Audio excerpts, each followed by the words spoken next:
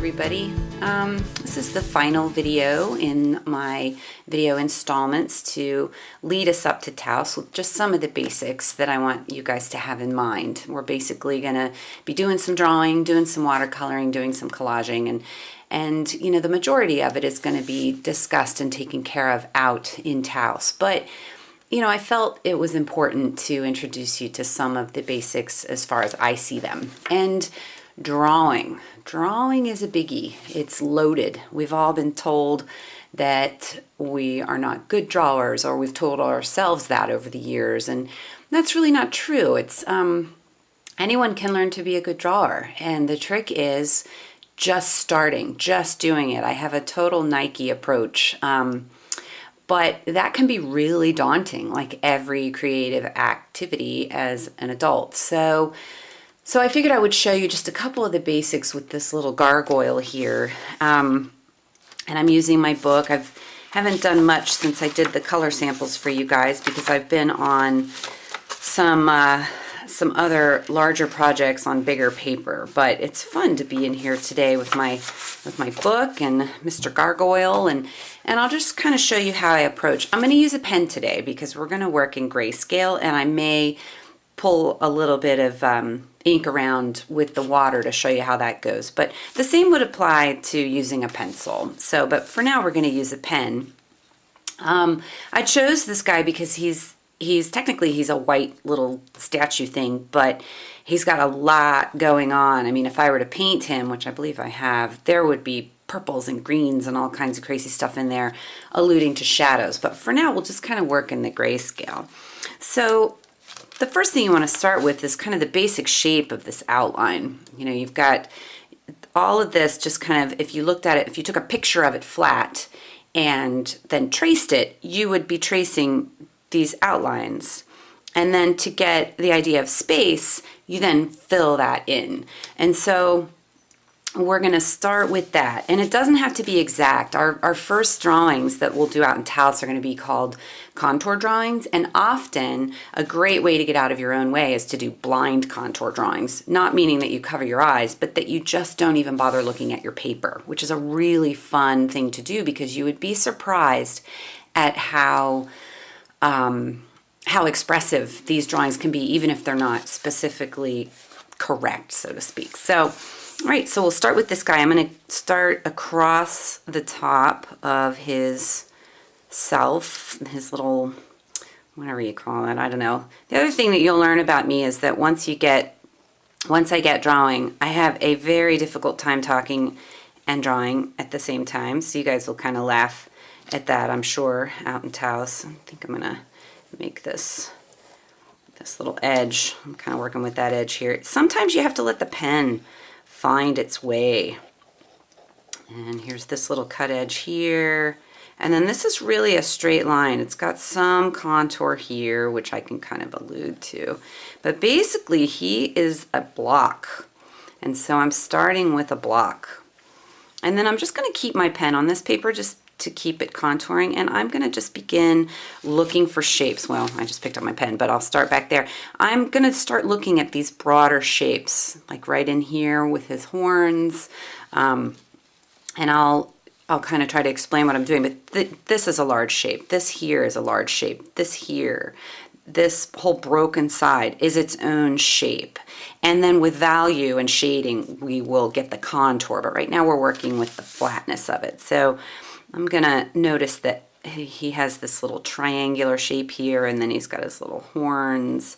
And I'm not being super careful. I actually am just noticing that I didn't include this space. So I may actually have to add a little more up here. And again, this is how we're going to approach. We are not trying to get crazy great drawings. We are trying to just get things down in our sketchbook. That is the first step, really, is to just get things down. And so I'm looking a lot at him, not so much at my paper. Oh my gosh, he kind of looks like an Easter bunny at this point, which is hilarious. Let's see. There, and this is his shoulder, and I'm going to come down. Maybe he's got some elbow action in here. We'll work on his face a little later. Another elbow, another shoulder, another ear, back up into his forehead. Okay, we're starting to really, I'm going to extend that shoulder closer to the edge. And let's see. Yeah, so here's some more of his ear. Let's go down here and work with this edge. Let's see. We've got a definite line through the middle here. And this sort of broken part here. And again, we're just alluding to it with lines, kind of scribble, scribble. This is the art of doodling, and it is great fun. I just turned the angle of my pen here because I'm going to go a little sideways and just sort of allude to this happening in here with just some shading.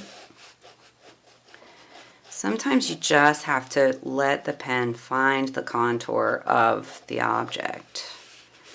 So you can kind of see he's starting to shape up. This is going to be so much more effective when we're together in Taos.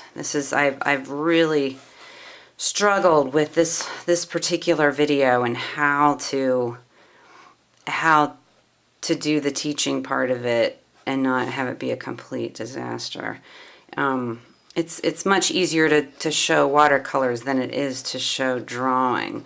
And again, like I said earlier, I have a hard time drawing and talking at the same time. It's sort of like patting your head and rubbing your belly or whatever, how that goes. I don't know if I have enough room in here for his face, but I'm just going for it.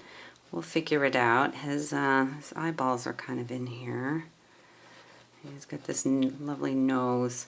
This guy actually hangs out on my by my doorway, and he's kind of a good luck charm. I got him in New Orleans years ago, and I just love him. He sits with pebbles, a stack of pebbles up here on his head when he's hanging up. But we had all sorts of ice damage over this winter and have been slowly but surely putting our house back together, and so he will be going back up on the wall in the coming days.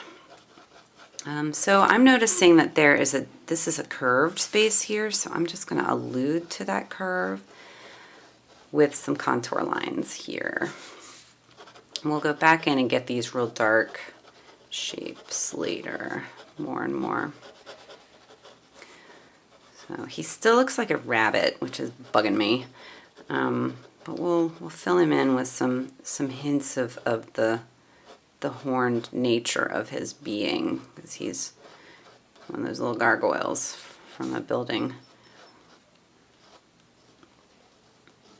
I believe you can I'm not sure if you can see it from the angle of the camera, but both sides, I'm looking straight from here, and I can sort of see a hint of both sides of the horns of his little self. So we'll give those a little bit of contour.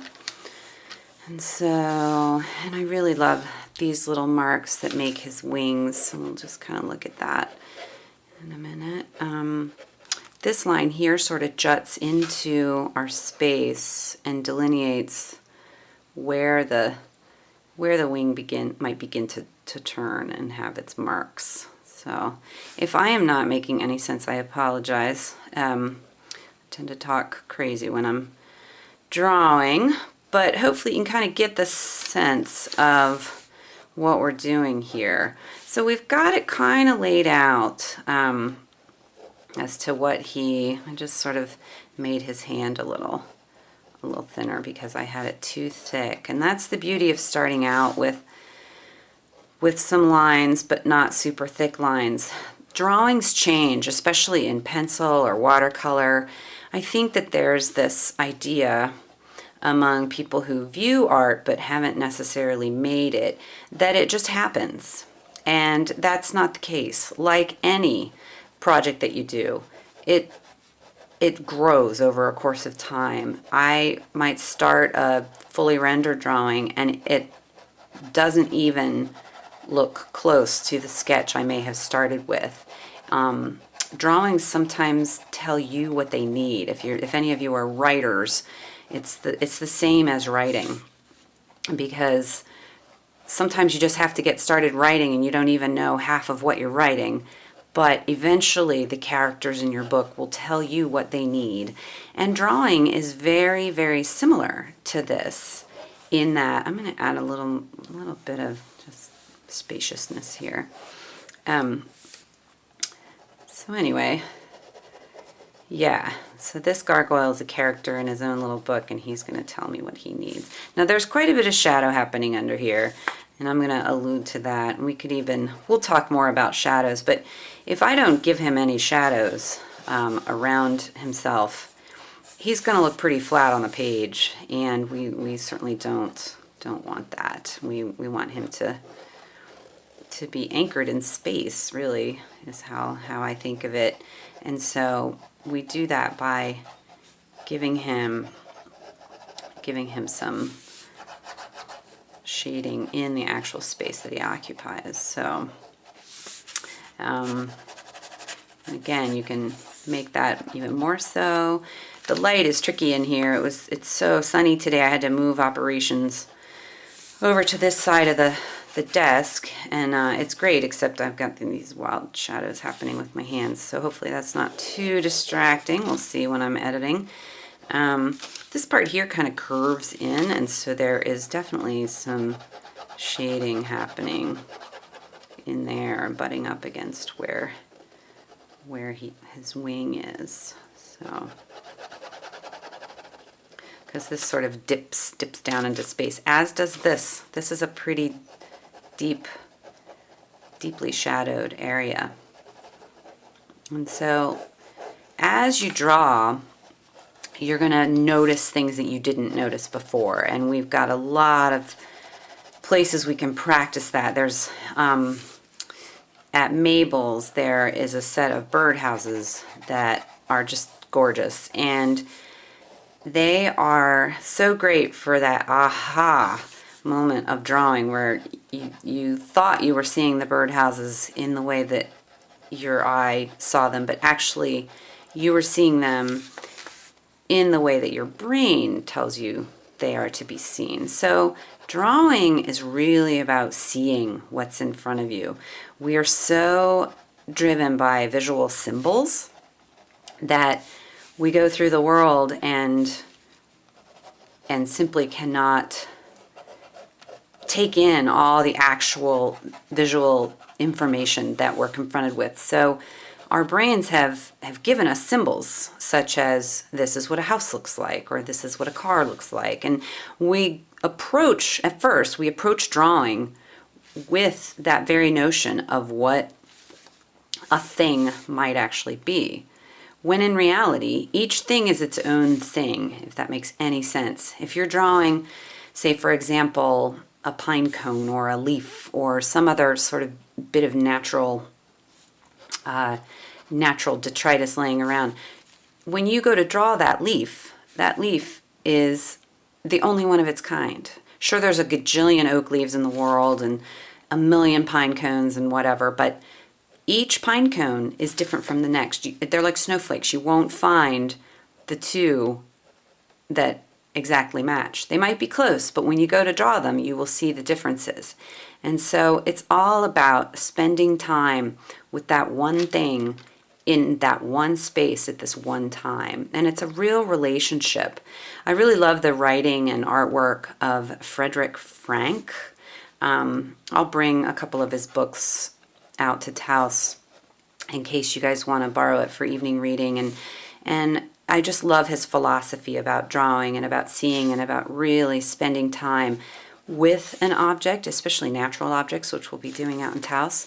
And he just really has a poetic way of talking about drawing, and I've learned quite a lot from his writings. So, all right, so he's looking pretty dark, but he's on the paper now. And when we're doing journals, we're not looking for artwork that's fantabulous. We are looking for a documentation of something that was in front of us at any given time.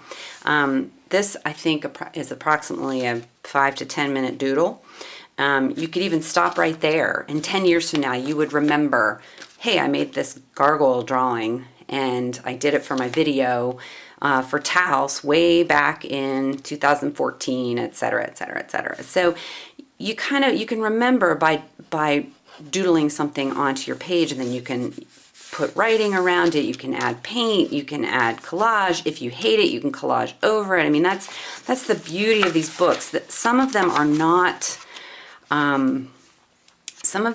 gorgeous. They are just simply simply a documentation of your life. For example, I've got my to-do list. I've got, I did make a baby picture. She wound up way much darker in the watercolor department than I expected. But to me, this is Alice, and she really turned out okay for a doodle in the midst of my friend's newborn time. So, yeah, so our books are you know, a combination of good and bad and here and now and all of that. So I can't wait to show you my actual books for those of you who haven't leafed through them and haven't met me in person yet, because digitally it's just difficult to get across to everyone how kind of not pretty things are. It's real nice to get a digital picture of a sketch and share it online. I actually love doing that. But when you look at these books, the paper has warped a little bit. I've crossed out things on my to-do list. I mean, they're not entirely pretty all the time. And that is really okay, because these books are about our lives. And in our case, out in Taos, they're about our travels. They're about jotting in the corner what you had for dinner at a certain restaurant so that you can recommend it to someone else, and that sort of thing. And you'll just find that these little hints and tidbits that you keep for yourself are really valuable at a later time.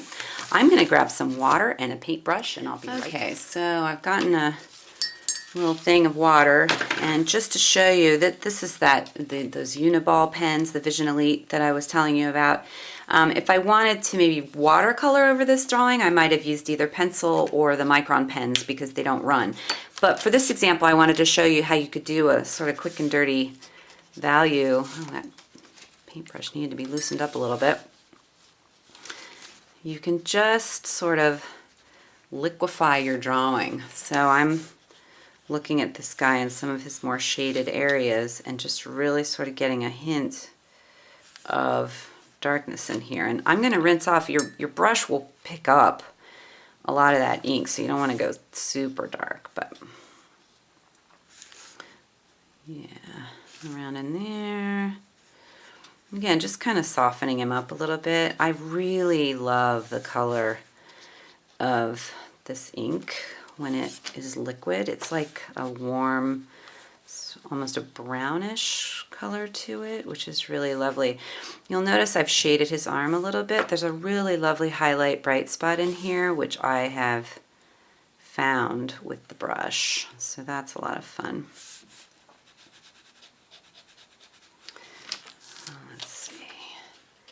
Kind of shaded in there. As you can see, this is turning into kind of a nice little drawing. You can just take an object, you know, off your wall or off your desk or whatever, and really showcase it in your journal as practice. And if I hated this drawing and it's stuck there in my journal, I could go further by, you could cover it up if you really absolutely hated it. But I think a better thing to do would just be to talk about in your journal, write about what you've learned. You know, I might have said, oh, I might have started with some pencil next time in order to delineate where he was in space before I really got into inking him down. But I actually am kind of enjoying this drawing, so I'm not going to be too critical of it myself. He's kind of scribbly and fun, and yeah, let's see. And we can kind of, there's some really lovely things happening in here, which I might go back in after this dries and sort of rework with that a little. And then you can really anchor him in space. A little bit of, well, this here in the middle is called the gutter.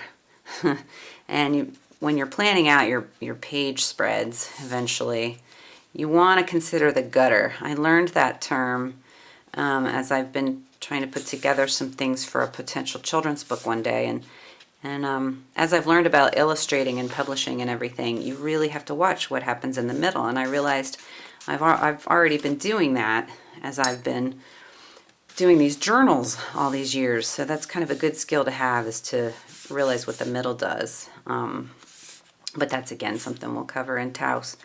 So, yeah. And I think, again, let's see, we've got like a nice little highlight here, so we'll bring some of that here. You can kind of see there's a lot more light. Boy, his arm is a good bit thinner on my picture than he is in real life.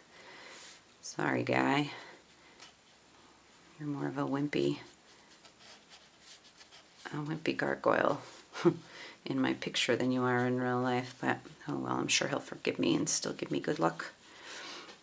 So, and that is really the intro I want to give you to drawing. I don't want you guys to be thinking too much about drawing. If you are a complete beginner to drawing and it's all freaking you out, let's just tackle it in Taos, because I think you will be genuinely surprised at how well you do.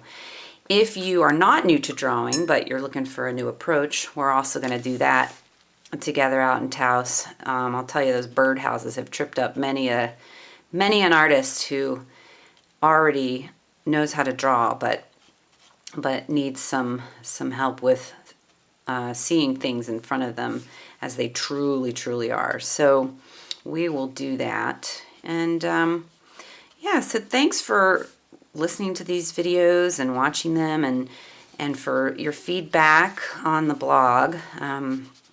It's been really great, and I hope that this will further some conversation, and also hopefully you guys won't make too much fun of me when I just babble on and on senselessly when I'm teaching drawing. So anyway, here's Mr. Gargoyle. I'll probably write a little bit about him in my journal today after I get this up online. So I guess from here we will see you all in Taos, and wishing you all safe travels, and yeah, till then, see you in June.